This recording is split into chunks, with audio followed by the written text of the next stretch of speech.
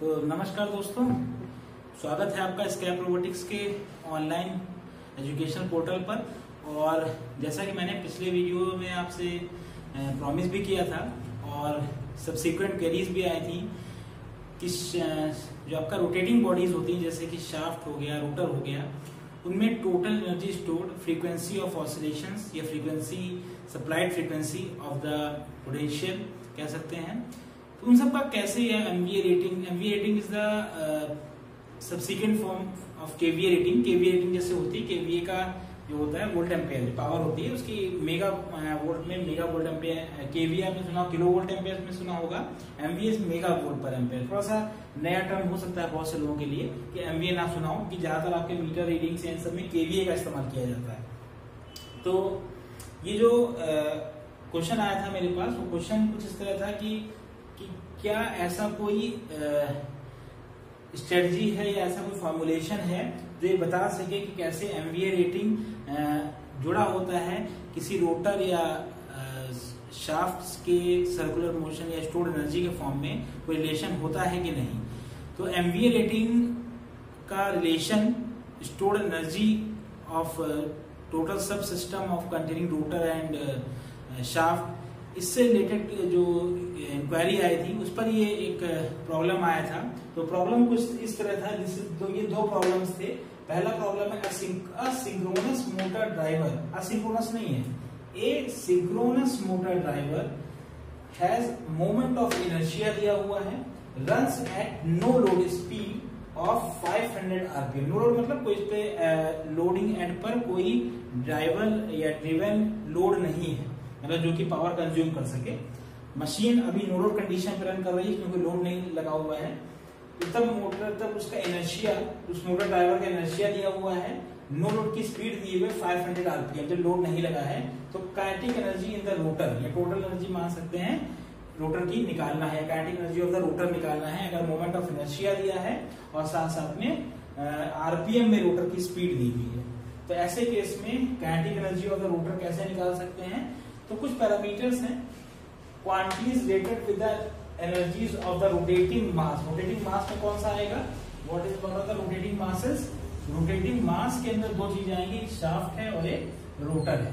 तो shaft rotor में अंतर क्या होता है, शाफ्ट वो डंडा होता है जिस पर कि वो रोटर घूम रहा होता है। तो अक्सर देखा होगा जो आपका उस रोटर के साथ साथ शाफ्ट भी घूम रहा होता है। आपने ट्रक के पहियों में इस चीज को बखूबी देखा होगा, जो दो ट्रक के पहियों को जोड़ता है तो पहिया जो चलता है उसके बीच में डंडा भी होता है, वो डंडा भी इस तरह से घूम रहा होता है, दैट इज द शाफ्ट। ठीक है, तो यहाँ पर जो इस मोटर ड्राइवर है उसका मोमेंट ऑफ इनर्शिया दिया है, लोड स्पीड दी हुई है, आरपीएम में दी हुई है, kinetic energy of the rotor निकालना है। ठीक है, तो ऐसी क्वांटिटीज जो रोटेटिंग मास जिसमें कि रोटर और शाफ्ट दोनों है, उसमें कैसे एनर्जी की ऑपरेशंस क्या क्या चीजें इंपॉर्टेंट होती है तो वो देख लीजिए। पहला होता है MVA rating of the synchronous machine. MVA rating मतलब भाई आपका केवीए का मेगा फॉर्म एमवीए। तो एमवीए की V इंटू ए है, पावर ऑब्वियस सी बात है। तो आपका जो आपको जी से एमवीए रेटिंग डिफाइन की जाती है, दैट इज √3 VI। यहाँ पर आपको याद होना चाहिए कि अगर फेज करंट की बात करें तो 3 VPH इंटू IPH होता था, लेकिन अगर लाइन में आ जाता था, चाहे स्टार कनेक्शन हो चाहे डेल्टा कनेक्शन हो, तो वो आपका √3 VL/IL आ जाता था। ठीक है, केवीए रेटिंग। ठीक है, मतलब कहने का मतलब है कि उसमें जो आपका फेज करंट या फेज पोटेंशियल की बात की जाए तो पावर क्या 3 VPH IPH होती थी। एमवीए में कन्वर्ट किया तो 10⁻⁶ से मल्टीप्लाई किया, क्योंकि ये क्या 1×10⁻⁶ एमवी होता था। ठीक है, एमवीए में कन्वर्ट करने के लिए। तो एमवीए रेटिंग अक्सर पूछी जाती है, व्हाट इज एमवीए रेटिंग। तो एमवीए रेटिंग के हिसाब से दिस इज द फॉर्मूला। दूसरा पूछा जाता है रोटेटिंग मास के बारे में, स्टोर्ड एनर्जी। तो ½ J ओमेगा स्क्वायर जो कि यहाँ लगेगी। ठीक है, इसमें what is J is the moment of inertia of the rotor, omega is the angular speed. ठीक है, सिंपल फॉर्मूला है, आपने फिजिक्स में पढ़ा होगा। नेक्स्ट है inertia constant. This is important, this is the new term. हो सकता है कि आप बहुत से लोगों ने ना सुना हो। ठीक है, इनर्शिया कांस्टेंट क्या होता है, that is total stored energy by MVA rating, that is the inertia constant H. Stored energy upon MVA rating. देखिए एनर्जी और यहाँ पावर है, that is the energy, that is the power. तो एक ऐसा कांस्टेंट जो पावर को energy को पावर के सापेक्ष में नापे, that is the inertia constant, ठीक है। तो MVA rating is what is this is the power ही है V into I, ठीक है। एंड ये जैसे आपका VA होता था, वोल्ट एम्पीयर होता क्या होता है, नेट पावर होता था, जिसमें कि दो पार्ट्स होते थे। पहला था kilowatt that is the actual power and kVAR that is the reactive power. तो this is the actual total. kVA rating क्या होती है, टोटल पावर कंजप्शन होता था, ठीक है। आपको अगर याद हो थोड़ा सा तो यहाँ पर that is the VA rating, ठीक है। And that is the what अगर आप kVA कर लीजिए तो kWh आता था, सॉरी kW आता था, kilowatt, that is the active power, ठीक है। And that is the kVAR that is the reactive power. तो VA क्या होता था, resultant of the active power and that is the resultant of the active power and the reactive power का resultant जो होता था वो kVA होता था। इसलिए यहाँ पे नेट स्टोर्ड एनर्जी कहा गया, that is this is called the net stored energy, ठीक है। इसीलिए नेट स्टोर्ड एनर्जी की जो सापेक्ष कैलकुलेशन की जा रही है वो एमवीए रेटिंग के हिसाब से की जा रही है, क्योंकि net stored energy upon net stored power, ठीक है। That is the inertia constant, जो कि दैट इज आल्सो फॉर्मूलेशन। ये दोनों फॉर्मूलेस आपने पहले से पढ़े हो सकते हैं, ठीक है। ये थोड़ा सा नया टर्म है। अब प्लस एंगुलर मोमेंटम को थोड़ा मॉडिफाई कर लेते हैं। तो हम total energy half j omega square थे, हमने इसको तोड़ दिया, यहाँ से ये फॉर्मूला आ गया omega 2πf, omega is 2πf। तो आपने ये इक्वेशन आ गई। हमेशा याद रखिए कि अगर एंगुलर मोमेंटम को कैलकुलेट करना है तो गिवन फ्रीक्वेंसी अगर दी है तो उसके हिसाब से कैलकुलेट करेंगे, अगर नहीं दी है तब रोटर स्पीड के हिसाब से, आरपीएम के हिसाब से कैलकुलेट किया जाएगा, ठीक है। क्योंकि यहाँ के हिसाब से देखिए, यहाँ पे जो ओमेगा, यहाँ पे कोई फ्रीक्वेंसी नहीं दी हुई है, कोई फ्रीक्वेंसी नहीं देने की वजह से ओमेगा 2πn/60 से कैलकुलेट होगा, ठीक है। n what is the n is in RPM, ये किस में है, रेडियन पर सेकेंड में। तो आपको ओमेगा पे निकालना पड़ेगा। यहाँ पर ओमेगा निकालने के बाद अब आप क्या करेंगे, काइनेटिक एनर्जी क्या निकालेंगे, हाफ j ओमेगा स्क्वायर, ठीक है।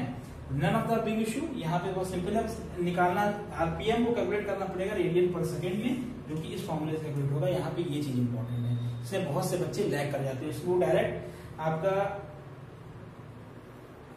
बहुत से बच्चे डायरेक्ट 500 आरपीएम को ही ओमेगा मान लेते हैं, जबकि आपको ओमेगा निकालना पड़ेगा। नेक्स्ट थिंग, बहुत बच्चे जानते भी होंगे इस चीज को, ठीक है। नेक्स्ट थिंग इज, यहाँ पे देखिए 100 MVA 2 pole 60 hertz generator, stored energy निकालनी है in the rotor of 100 MVA 2 pole 60 hertz generator, ठीक है। सिंक्रोनस स्पीड J दिया हुआ है।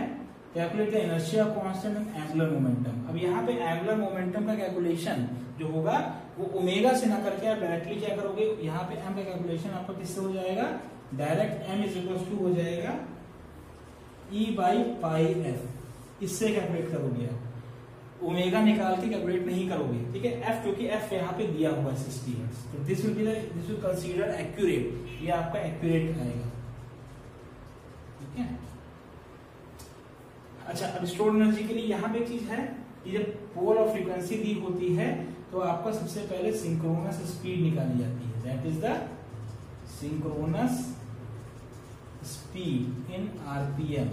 तो आरपीएम में सिंक्रोनस स्पीड निकालने का फॉर्मूला जो होता है, एनएस जो होता है 120 F/p होता है, ठीक है। 120 F/p में F फ्रीक्वेंसी है और that is the number of poles, ठीक है। पोल जीरो कॉन्सेप्ट के हिसाब से आएगा। तो एनएस आपको पोल दिया हुआ, फ्रीक्वेंसी दी है, एनएस आप निकाल लोगे और एक बार एनएस निकल आएगा, फॉर्मूला आपका ओमेगा क्या आएगा, 2π/NS/60, ठीक है। इससे आप रेडियन पर सेकेंड में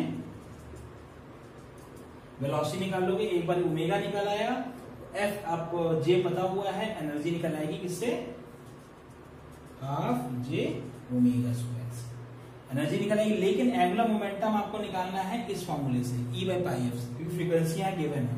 यहाँ पे ओमेगा निकाला गया है आरपीएम को कन्वर्ट करके, उस ओमेगा से फ्रीक्वेंसी आप सॉरी उस ओमेगा से आप m नहीं निकालोगे, जो ओमेगा जैसे आप अगर आप कहो यहाँ पर कि m इज इक्वल टू, यहाँ से अगर हम निकालें m is equal to j omega से भी निकाल आना चाहिए, ठीक है। क्योंकि j पता है आपको, ओमेगा आप निकाल सकते हो, तो m यहाँ से भी निकाल सकते हैं, बट दिस इज फेवरेबल, ठीक है। इसको हम ज्यादा फेवर करेंगे रादर देन दिस, क्योंकि यहाँ पे अप्लाइड फ्रीक्वेंसी दी हुई है। ठीक है, दिस इज द इम्पोर्टेंट, यहाँ पर यही चीज इंपॉर्टेंट है कि किससे क्या चीज निकालनी है। बच्चे मैं क्या कहूँ, बड़े बड़े जो आपके इलेक्ट्रिकल इंजीनियर्स होते हैं वो भी इसमें कंफ्यूज कर जाते हैं कि आखिर हम एंगुलर मोमेंटम निकालें कैसे। तो एंगुलर मोमेंटम निकालने के फॉर्मूला एक यहाँ से भी आ सकता है अगर बेसिक फॉर्मूला पे ध्यान दे, और यहाँ से भी निकल सकता है जो कि इसी फॉर्मूले से आया है, लेकिन आपका इलेक्ट्रिकल डिग्रीज रेडियन को कंसीडर करके। तो ऑलरेडी जब मशीन की फ्रीक्वेंसी दी हुई है तो आपका this method is more accurate than this. अगर फ्रीक्वेंसी ना दी होती then you can calculate by this. This is the major difference between the electrical engineering concepts. ठीक है, अब इनर्शिया कांस्टेंट आप निकाल सकते हो, स्टोर्ड एनर्जी पता है, एमवीए रेटिंग आप निकाल सकते हो √3VI से।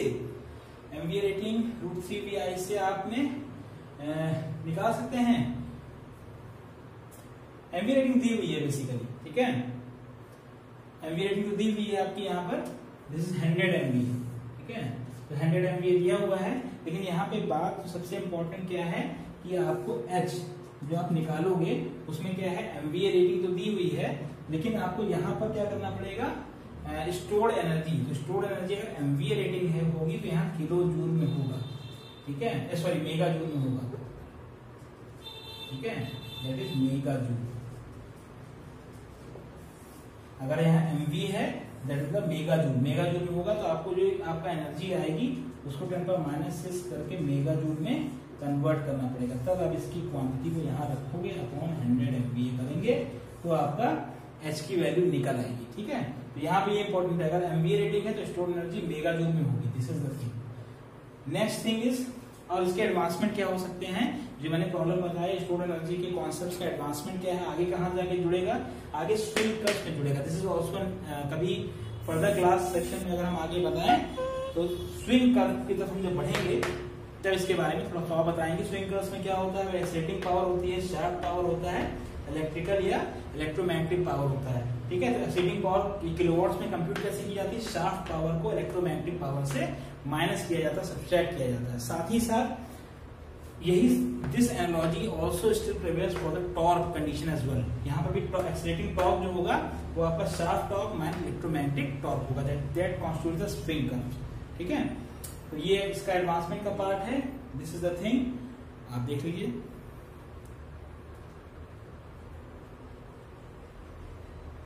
ठीक है, ये जितनी भी क्वांटिटीज आती हैं ये सब हमारे एडवांस इंजीनियरिंग स्टडीज के सेक्शन में आती हैं, और बाय द डेफिनेशन, जैसे कि मैं हर बार कहता हूँ, जो ज्यादातर इंजीनियरिंग कॉन्सेप्ट्स बहुत वाइड होते हैं, ये भी कॉन्सेप्ट बहुत वाइड है, बहुत चीजें इसमें बची हैं जो कि मुझे आपको बताना चाहिए, लेकिन आपका इस क्वेश्चन के स्पेसिफिक जो चीजें मुझे लगा कि आप लोगों को बतानी चाहिए, वो कुछ चीजें मैंने जो है आपसे शेयर करी। ठीक है, तो इसके डिटेल वर्जन के लिए आपको हमारे स्कैप रोबोटिक्स सेंटर में इनरोल होना पड़ेगा या हमसे कांटेक्ट करना पड़ेगा।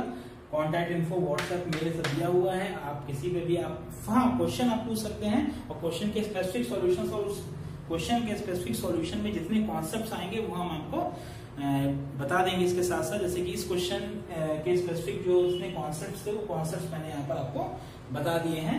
ठीक है, और फर्दर कुछ और जानकारी चाहिए तो आप हमारे YouTube पे चैनल पे जुड़ सकते हैं, हमारे WhatsApp पे मुझे आप एक पन्ने पे जो भी आपका डाउट है वो उसको स्कैन करके या उसकी फोटो खींच के मेरे मेल आईडी पर, मेरे WhatsApp पर आप पोस्ट कर सकते हैं। कॉन्टैक्ट इन्फो दिया हुआ है, मोबाइल नंबर पे कॉल कर सकते हैं।